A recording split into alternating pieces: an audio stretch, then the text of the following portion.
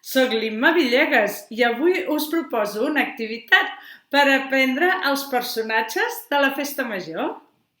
Necessitem llapis i paper,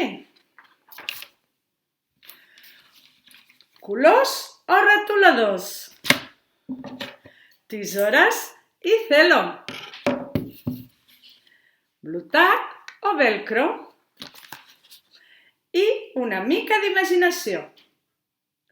Primer, dibuixarem i pintarem o bé traurem per impressora els personatges de la Festa Major. I també el seu nom. I també els músics, els que toquen instruments.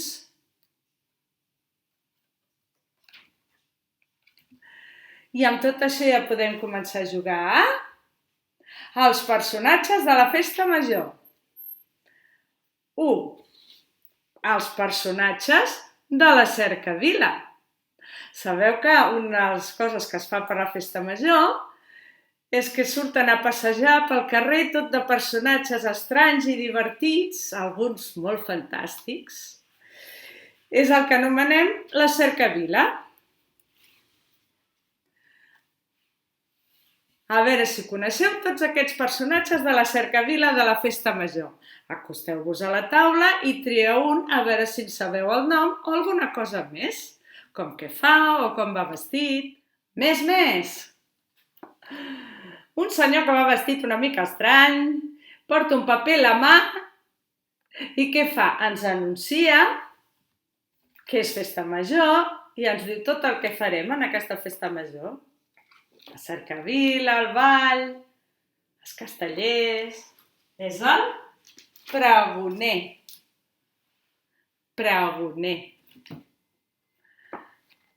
Ui, aquest animal el coneixeu, és una àliga. Però és una àliga molt divertida, que dona voltes i si no t'ajups et donarà un cop amb la seva cua. L'àliga. Oh, és una mula molt grossa, es diu mulassa i treu aigua per la boca, ruixa aigua. Si no t'apartes et deixarà ben xop. O xopa. Un altre animalet. Segur que el coneixeu. És un lleó, però aquest lleó no fa por, Només balla. És el lleó de la Festa Major.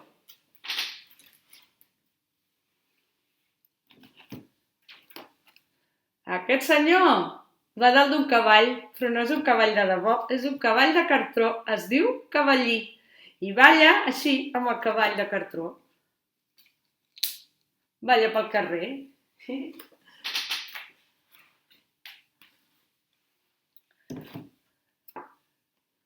Aquest senyor tan alt que té aquestes cames tan llargues, sabeu com es diu? Es diu xanquer. Porta xanques, xanquer. Té les cames molt llargues i també desfila pels carrers a la cercavila. I és molt divertit. Fa bromes, fa de pallasso. Però, si ho voleu una mica més difícil, anem a conèixer els músics que toquen, perquè amb tots aquests personatges sempre hi ha músics que toquen música. A veure si us coneixeu. Un altre. Aquests són molts i toquen molts instruments. El saxo, la trompeta, el piano, inclús hi ha algú que canta. És una orquestra de ball per fer el ball de la Festa Major. Que no falti el ball.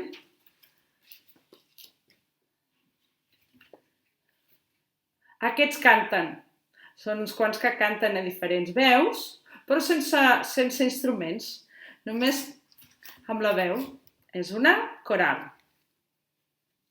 Canten cançons amb la veu, sense instruments. I aquí tenim un noi, pot ser una noia, que toca la guitarra, bé, aquest em sembla que toca el banjo, toquen algun instrument i canten cançons amb els nens i els fan ballar i els hi fan jocs. És un animador. Animador. Animador per la canalla, pels nens. Ja tenim els músics de la festa major. Però si voleu una mica més divertit, anem a escoltar alguns d'aquests músics i a veure si sabeu de qui es tracta, de qui està sonant. Primer. A reveure, fins a un altre cop, a reveure, adeu-siau.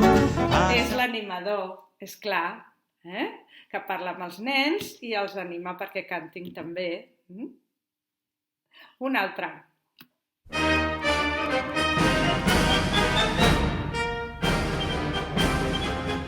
Heu endevinat aquest? No? És la banda. La majoria són instruments de vent i van pel carrer caminant i tocant. Solen tocar marxes per a desfilades o cercaviles. Un altre. Campana sobre campana. Aquest què? Aquest és fàcil, no hi ha cap instrument, tots són veus, diferents veus, és la coral. I l'últim?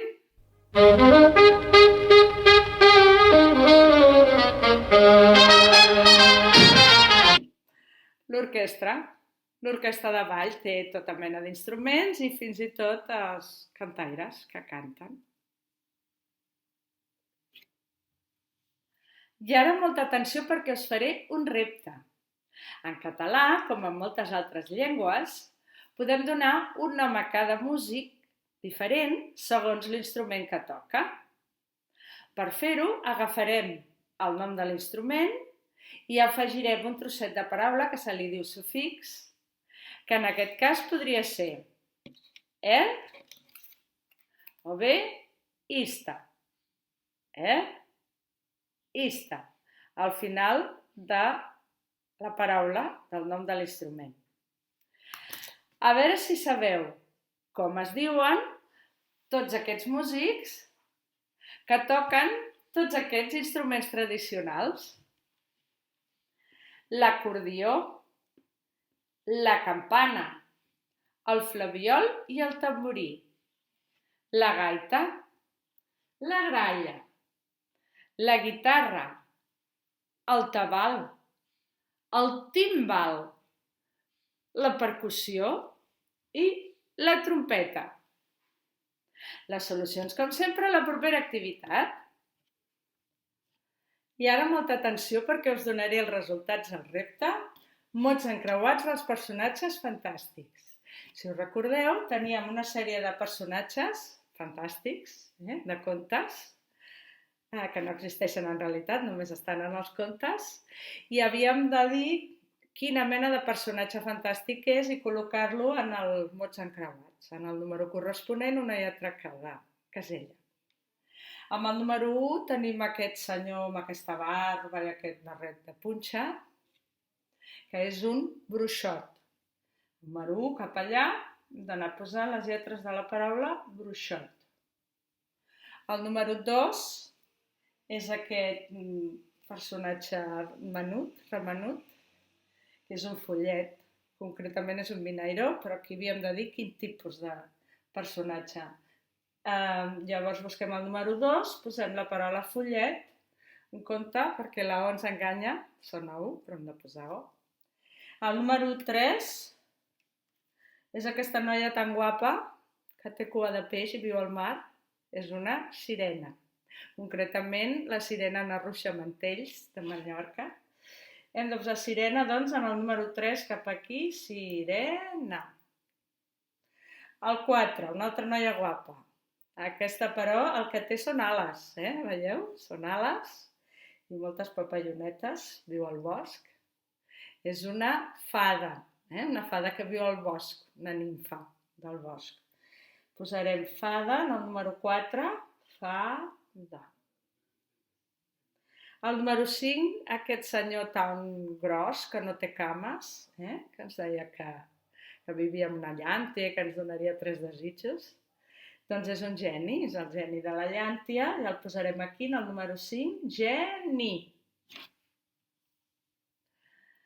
El número 6 és un altre senyor alt i gros, molt fort, que va amb un pi, és el gegant del pi.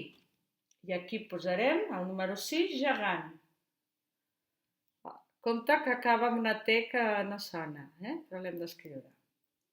El número 7 és aquesta senyora, lletxeta, amb una escombra i un barret de punta, que ens va dir que ens portaria el tió si ens portàvem bé. És una bruixa.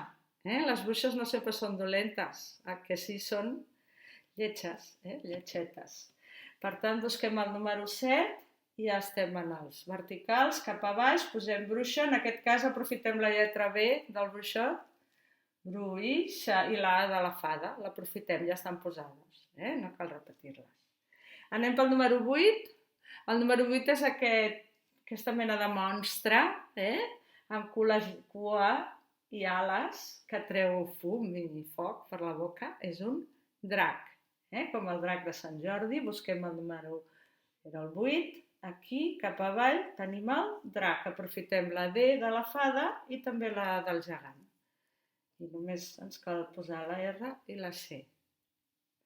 El número 9, aquest personatge de color vermell, tan estrany, amb cua i banyes i una forca, és el dimoni. El dimoni que persegueix els pastorets. Aquí cap a baix, dimoni, la I ja la tenim, la O del follet també i la I de la sirena, i posarem dimoni. I l'últim, el número 10, és aquest nen, que és el petit príncep, que és un nen, però és un nen que sempre serà nen. Per tant, és un nan. Nan. Busquem el número 10 i posarem, bé, només ens falta la A per tenir la paraula nan.